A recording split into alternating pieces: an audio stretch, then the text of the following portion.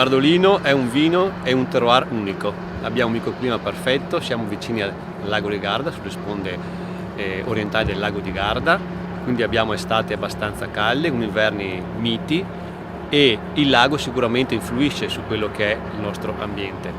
Quindi uniamo un territorio unico e delle varietà uniche come abbiamo in Italia, e nel nostro caso sono la Corvina, la Rondinella e la Molinara. Ancora già ai tempi dei Romani si parlava del Bardolino come un vino leggero, un vino speziato, un vino da bere in allegria e che rallegrava gli animi delle famiglie.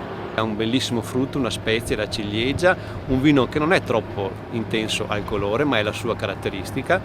È un vino che si abbina a tutti i pasti, che si abbina con i nostri prodotti tipici del territorio, quindi i salumi, i formaggi, le carni, e soprattutto nella versione rosata è un vino fresco, un vino fruttato di pronta beva. Questa è la sua caratteristica, può invecchiare anche non troppo, qualche anno, ed è un vino che sta riscuotendo a livello internazionale sempre un maggiore apprezzamento, perché i vini leggeri, fruttati, non troppo impegnativi si stanno riscoprendo in parecchi consumatori. C'è uno stile di vita che nasce da alzarsi la mattina e pensare che il vino Bardolino ha delle caratteristiche particolari, molto particolari, che qualche volta magari non possono incontrare il gusto del consumatore, quindi noi pensiamo tutti i giorni come far sì che il consumatore apprezzi questo vino del lago di Garda. Non è semplice.